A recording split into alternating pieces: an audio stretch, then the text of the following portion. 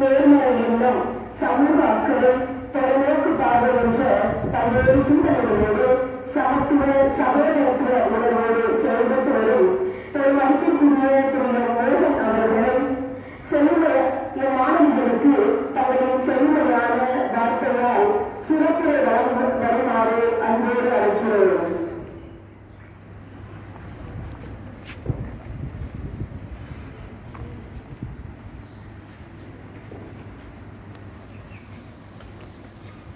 பெருமதிப்பிற்கும் மரியாதைக்குரிய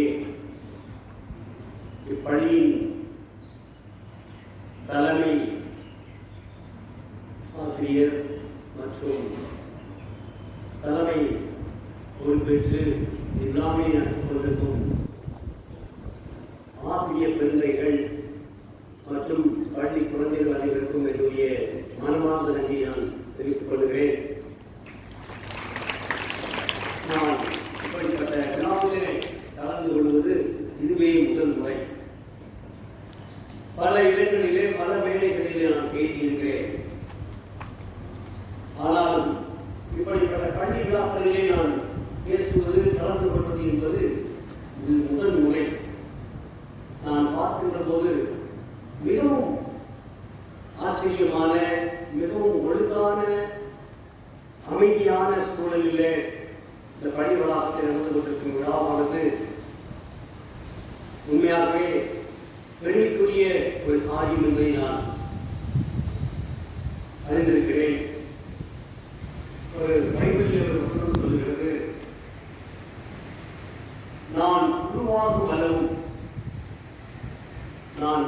அளவும் என்னிலே உருவாகும் அளவும் நான் கற்பனைப்படுகிறேன் என்று சொல்லி, அன்பு பிள்ளைகளுக்கு நான் சொல்லுகிற காரியம், உங்களையெல்லாம்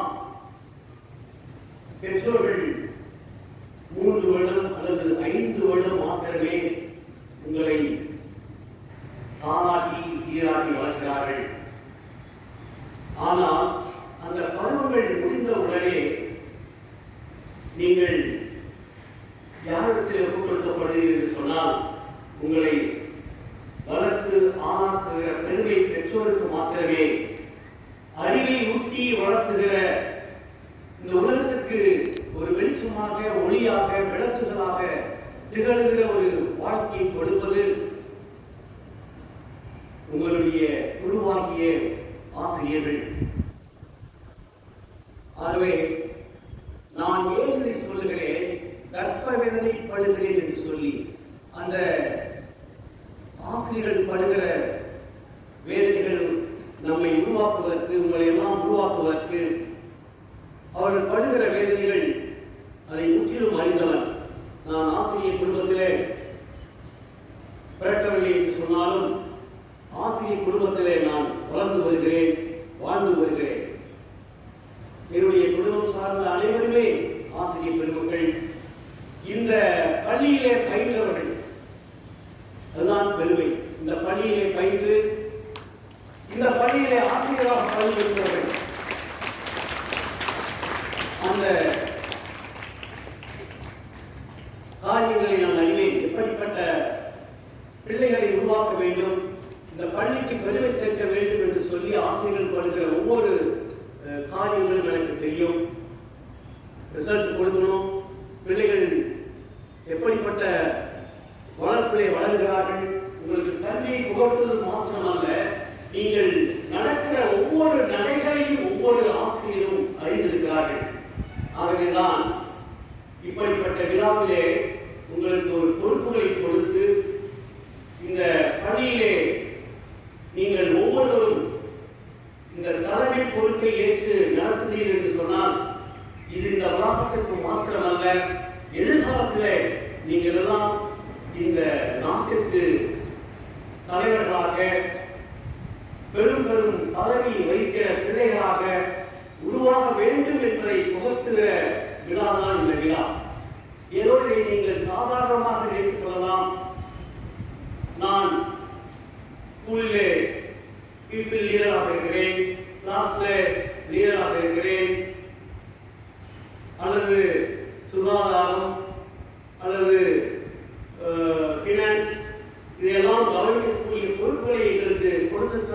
சொல்லி நீங்கள் நினைத்துக் கொண்டிருக்கலாம். இது சாதாரணமான ஒரு காரியம் அல்ல. இன்று நீங்கள் கற்றுக்கொள்ளுகிற காரியங்கள் தான் உங்களை மிக உயரமான இடத்துக்கு எடுத்துச் செல்லும் என்பதை நீங்கள் ஒருபோதும் மறந்து வரக்கூடாது.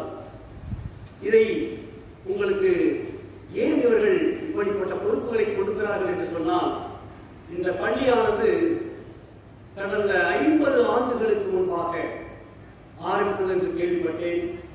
இது குறிப்பாக பெண் பிள்ளைகளுக்கு தனியாக உருவாக்கி இதை பெண் பிள்ளைகளுக்கு பல காரியங்களை படிப்பை மாத்திரமல்ல ஒழுக்கங்களை கற்றுக் கொடுக்க வேண்டும் என்பதற்காக இது ஆரம்பிக்கப்பட்ட இந்த பள்ளியானது இன்று 50 ஆண்டுகளை கடந்து நடைபெற்றுக் கொண்டிருக்கிறது என்று சொன்னால், உங்களை எல்லாம் எதிர்காலத்தில் இந்த நாட்டோடு நீங்கள் எல்லாம் பயணிக்க வேண்டும், எதிர்காலத்தில் நல்ல தலைவராக உருவாக வேண்டும் என்று சொல்லி ஆசிரியர்கள் பாடுபடுகிறதை நீங்களும் அவர்களோடு இணைந்து நீங்கள் பயணித்தால் மாத்திரம்தான் ஒரு நம்முடைய குறிக்கோளை அடைய முடியும். நான் ஒரு முறை